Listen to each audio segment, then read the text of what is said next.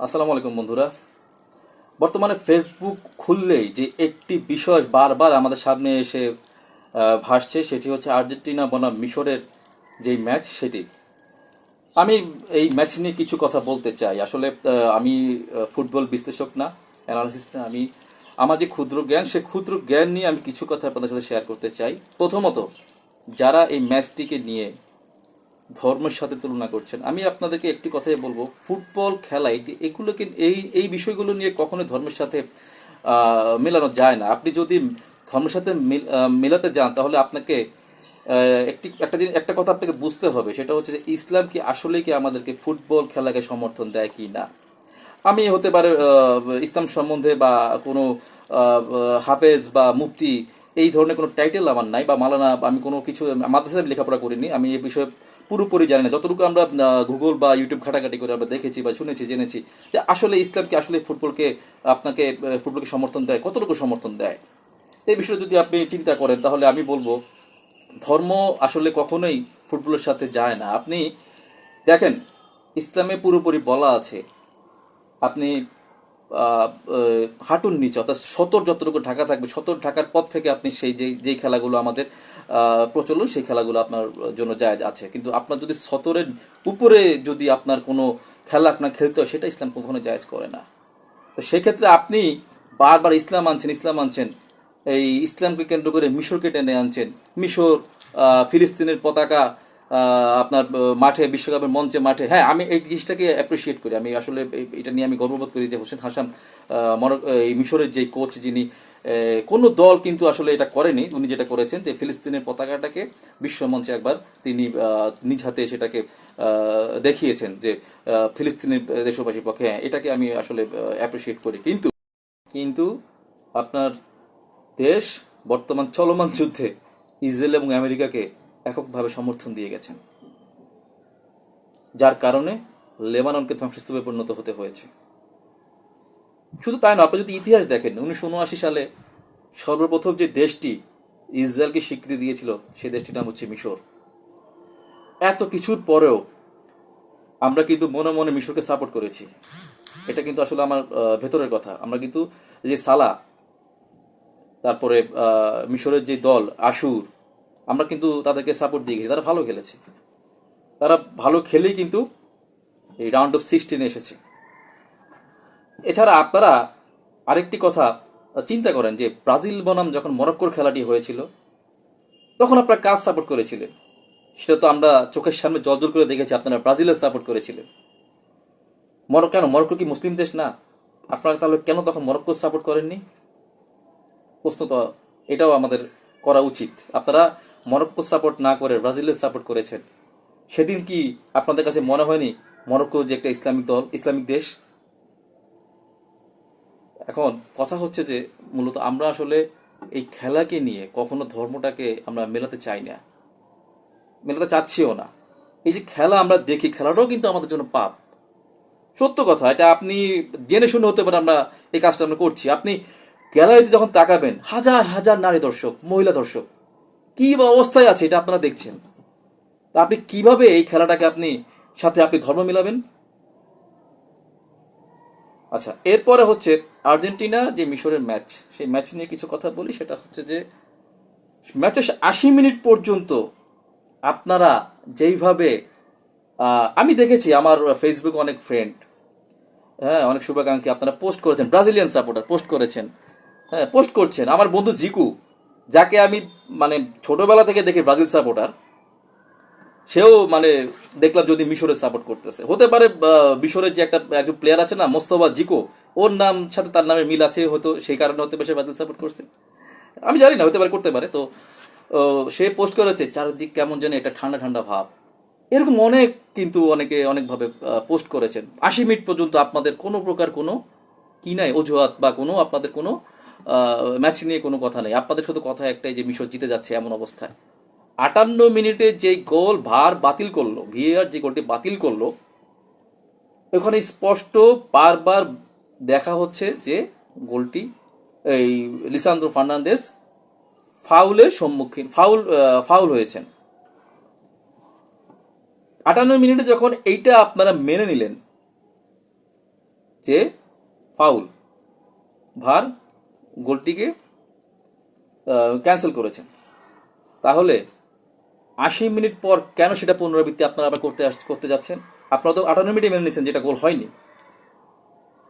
যখন দেখছেন আর্জেন্টিনা পরপর 4 মিনিট 19 সেকেন্ডের মধ্যে 2টা গোল হয়ে গেছে, এটা আপনার মেসির ক্রসে কুতি রোমেরো যে হেডটি করেছেন, তারপর মেসি এককভাবে যে গোলটি মেসি দিয়েছেন, যখন দেখলেন যে আর্জেন্টিনা খেলার সমতায়, তখন আপনারা এটাকে আবার পুনরাবৃত্তি করলেন। কিন্তু 58 মিনিটে যখন ভারের সিদ্ধান্ত আপনারা মেনে নিয়েছেন, কিন্তু পরবর্তী সেটাকে আবার আপনারা পুনরাবৃত্তি করেছেন। আপনারা দেখেন এই যে ভারের যে নিয়মটা, আপনাকে পেছনের একটা কথা বলি, বিশ্বকাপটা পরে বলছি, পেছনের কথা বলি। 2019 সালে একটি খেলা আমি আজকে হাইলাইট দেখেছি। হাইলাইট দেখার কারণে আমি সেক্ষেত্রে বলছি যে হন্ডুরাস বনাম নরওয়ের একটি ম্যাচ, অনূর্ধ্ব-20 খেলা ছিল তখন। ওখানে অনূর্ধ্ব-20 খেলা, এর্লিং হল্যান্ড 9টি গোল করেছেন সেই ম্যাচে। এবং সবচেয়ে মজার বিষয় হচ্ছে যে নরওয়ে হন্ডুরাসের বিপক্ষে 12টি গোল করেছে। ক্যান ইউ ইমাজিন 12টি গোল?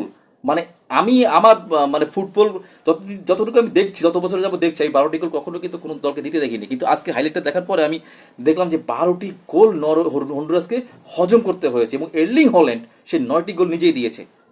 তার একটি গোল ভার বাতিল করেছে, তার নিজের করা ফাউল। অ্যাটাকিং মিডফিল্ড থেকে সে বলটা যখন ডি বক্সের দিকে ঢুকছে, একটা হন্ডুরাসের একজন প্লেয়ারকে সে ফাউল করে ভিতরে ঢুকে গোল করেছে। গোল করার প্রায় 1 মিনিট পর রেফারি ভার চেক করে সে গোলটাকে বাতিল করেছে।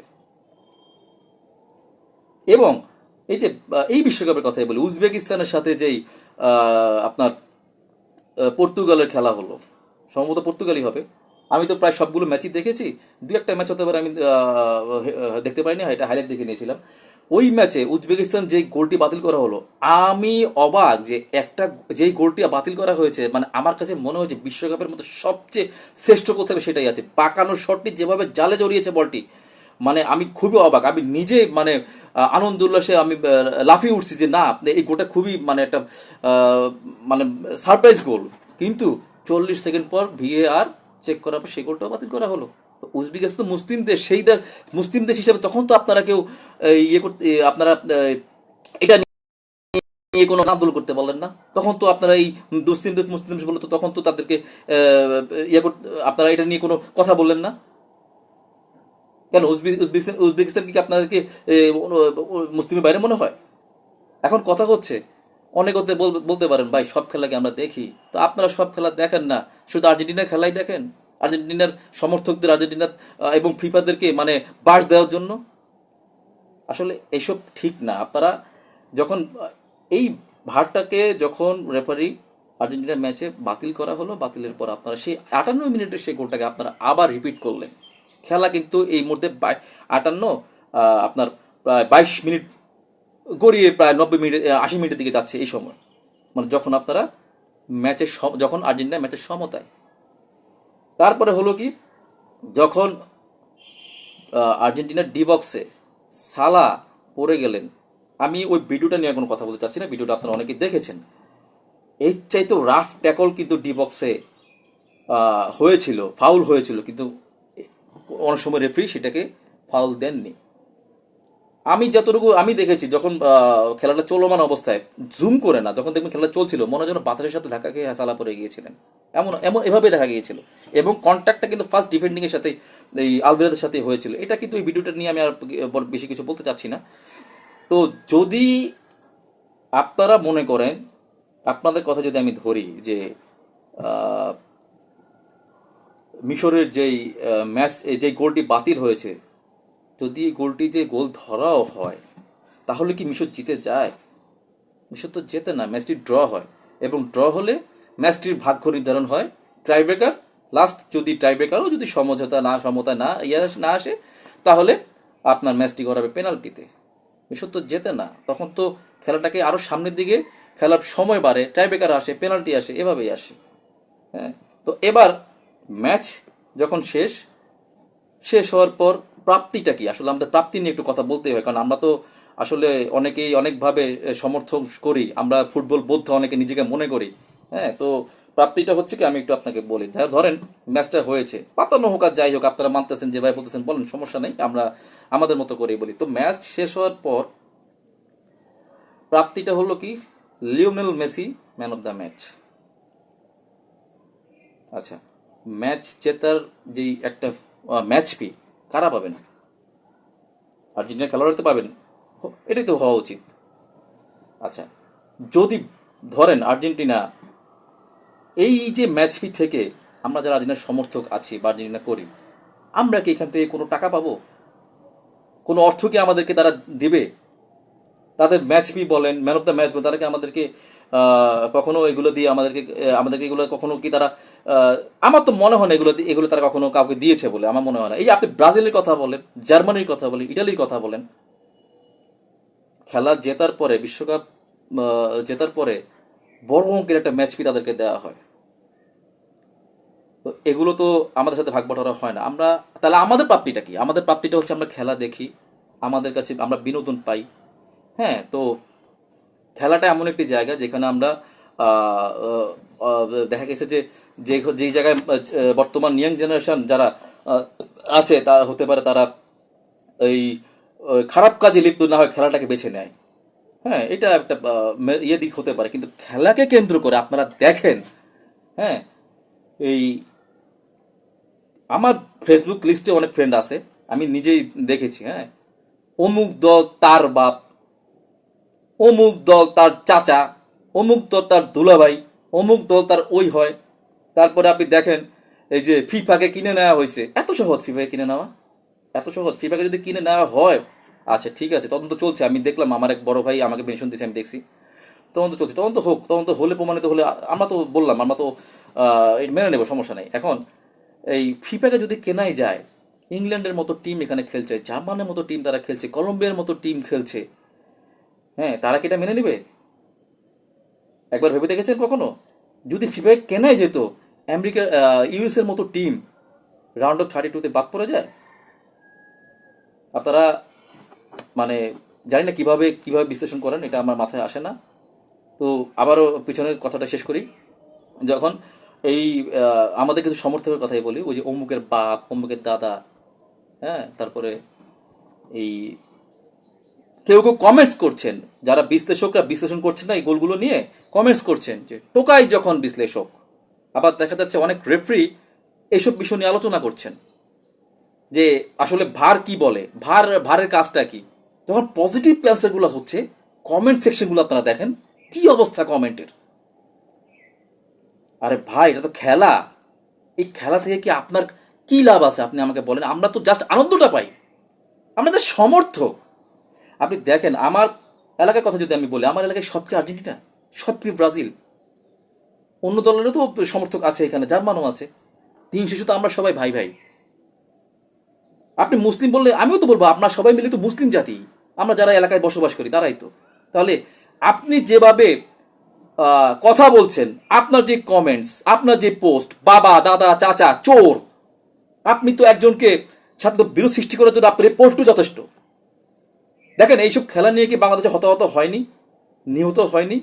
গত কিছুদিন কালকে মনে হয় আমি একটা পোস্ট দেখলাম যে ব্রাজিলের একজন সমর্থক আত্মহত্যা করেছে ব্রাজিল ম্যাচ হারার পরে। তো আপনারা খেলাটাকে আনন্দ হিসেবে নেবেন, বিনোদন হিসেবে নেবেন, খেলাটাকে আপনারা এমনভাবে হাইলাইট করছেন সমর্থকদের মাঝে, ওই আপনার একটি পোস্টই যথেষ্ট আপনার সাথে আরেকজনের সাথে বিরোধ সৃষ্টি করা, ঝগড়া সৃষ্টি হওয়া। এগুলো কেন করছেন? আর্জেন্টিনা যদি বিশ্বকাপ নিয়েও যায়, আমার কোনো লাভ আছে?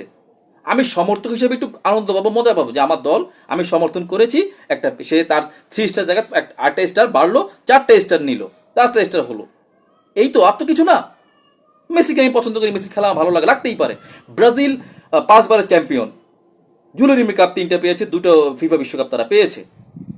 ফিফা কি যদি এতই, ফিফা যদি আপনি ওই আবার আবার ফিফার কথাই আসে, যদি ফিফা যদি এতই যদি আপনার ইয়ে থাকে, ক্ষমতা থাকে, ফিফা তো চাইলে জুলেরিমি কাপগুলো বাতিল করতে পারতো, করেনি কেন? একটি কাপ নিয়ে তো আরেকটা দোষকে দিতে পারতো, ভাই তোমরা নাও, দিল না কেন? হাস্যকর মনে হয় আমার কথাগুলো? সেটা তো ফিফা করেনি। আপনারা এই খেলা নিয়ে ট্রল করবেন, এমন মারাত্মক পর্যায়ে ট্রল করবেন, দেখবেন যে এলাকার মধ্যে মানে মারামারি, হাতাহাতি, কাটাকাটির মতো অবস্থা শুরু হয়ে যায়। এগুলো ঠিক না ভাই। এগুলো ঠিক না। এগুলো কারা করে জানেন? এগুলো করে যারা বস্তির ছেলেবেলে আছে না, বস্তির পোলা, আর এই যে এই টাইপের কিছু ছেলে আছে না, এরা ছাড়া কেউ এগুলো করে না। তা আপনারা নিজেরা তাদের সাথে কেন মিলাচ্ছেন? একজন রেফারি কত রকম স্টাডি করে সে রেফারি একটা মাঠের ম্যাচের দায়িত্ব নেয়। তাকে ফিফা তাকে রেফারি হিসেবে অনুমোদন দেয়, ফিফার রেফারি হিসেবে গণ্য মানে সিলেকশন করে। কত কাঠঘোর পেরিয়ে কত স্টাডি করে সে একজন রেফারি হয়। একজন বিশ্লেষক, সর্বোচ্চ ডিগ্রিধারী বিশ্লেষক বাংলাদেশে আছেন। আপনি কমেন্ট করেন কি টোকাই যখন বিশ্লেষক, ভাই তোমার তো 5% সার্টিফিকেটও নাই, দেখাতে পারবা? তারা কি নিয়মের বাইরে কথা বলে? আইনের বাইরে তারা কথা বলে?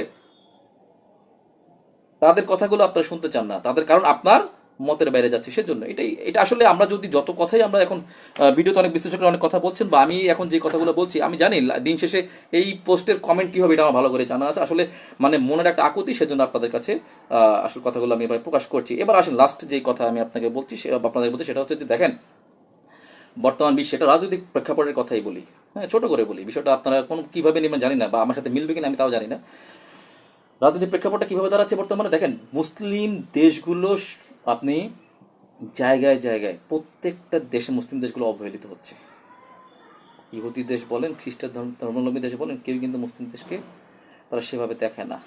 হ্যাঁ, এখন বিশ্বকাপের খেলা নিয়ে যেই পরিমাণ মুসলিম দেশকে অবজ্ঞা করা হচ্ছে, মুসলিম দেশগুলোকে উঠতে দিচ্ছে না, মুসলিম দেশগুলোতে এই আপনার এই ফাইনাল মুসলিম দেশগুলোকে তারা হারিয়ে দিচ্ছে, হ্যাঁ, প্ল্যানিং করে হারিয়ে দিচ্ছে, এরকম কথা উঠতেছে না? উঠতেছে। তো এগুলো যখন আপনারা আবার নাড়াচাড়া দিচ্ছেন না, বিশ্বমঞ্চে আরেকটা যুদ্ধের কিন্তু আপনারা আভাস দিচ্ছেন। দেখেন, আমি আপনাকে যদি এই কথা বলি, আভাস দিচ্ছেন, কেন বলছি এই কথাটা? দেখেন, এই যে মিশরের খেলার দিন, মিশরে যেদিন খেলা হয়েছিল, আপনি দেখেন একজন সমর্থক রেফারিকে কীভাবে আঙুল তুলে তুলে কথা বলছিলেন, এবং তারা বারবার, এবং জিকো একটা কথা বলছেন, জালেম, মিশর রেফারিকে জালেম বলেছে। হ্যাঁ, হতে পারে তার কাছে, হতে পারে সে ম্যাচ হেরে গেছে, রাগে ক্ষোভে সে অনেক কথা বলেছে, বলতে পারে। তা এছাড়া এই যে আরেকটি এই যারা এটা নিয়ে কথা হচ্ছে না, যে বিশ্ব মঞ্চে যে মুসলিমদেরকে তারা দেখতে পারেন না, এই কারণে সে পারে না, এটা কিন্তু এক ধরনের দেশটাকে উত্তেজিত করে দিচ্ছেন আপনারা। আবার মুসলিমদেরকে তারা দেখতে পারেন না, সেটা তো আমরা জানি, তারা তাদের কাছে থাকুক, আমরা আমাদের জায়গায় থাকি, সমস্যা তো নাই। এখন আপনি বলবেন, হতে পারে ভাই, বলবো না কেন, মুসলিমে তো জিহাদ করা, ইসলামে তো জিহাদ জিহাদ আছেই, আমরা জিহাদ করব, আন্দোলন করব, তারপরে আমরা আমাদের দাবি ছাড়বো না। আপনি বলতে পারেন, বলেন, আচ্ছা, আপনি জিহাদ করবেন, আন্দোলন করবেন, ঠিক আছে। ফিলিস্তিনের যে ফিলিস্তিনের ইসরায়েলের বর্বরতা, যে ফিলিস্তিনের যেই বর্তমান যেই অবস্থা, আমরা কি রাস্তায় নামিনি? আমরাও নেমেছি। কিন্তু এই নামাতে কি হয়েছে, বিশ্ববাসী হতে পারে দেখেছে যে মুসলমান বা বাংলাদেশ ফিলিস্তিনের পক্ষে ছিল, যাক, ঠিক আছে।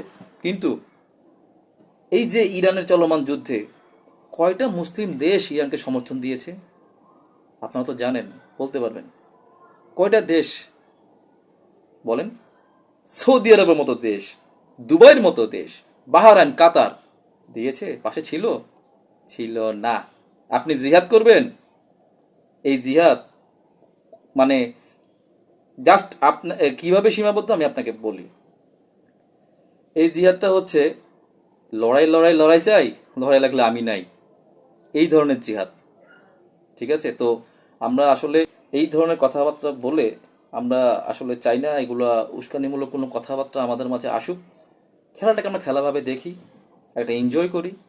হ্যাঁ, খেলায় পক্ষপাতিত্ব থাকবে, রেফারির সিদ্ধান্ত ভুল হতেও পারে, আবার রেফারির সিদ্ধান্ত ফিফার নিয়ম অনুযায়ী হতেই পারে, এটা স্বাভাবিক। একটা মানুষ একটা 90 মিনিট খেলা পরিচালনা করেন, দুই একটা ছোটোখাটো ভুল হতেও পারে, হ্যাঁ, এটা আসলে তেমন কিছু না। তো যাই হোক, ওভারঅল আমার আজকে বিশ্লেষণ ছিল এটাই। তো অনেক ভুলও হতেও পারে, তো এটাও হতে পারে প্রথম আমি খেলা নিয়ে একটি ভিডিও আজকে আপলোড করছি। তো সবাই ভালো থাকবেন, সুস্থ থাকবেন, আসসালামু আলাইকুম।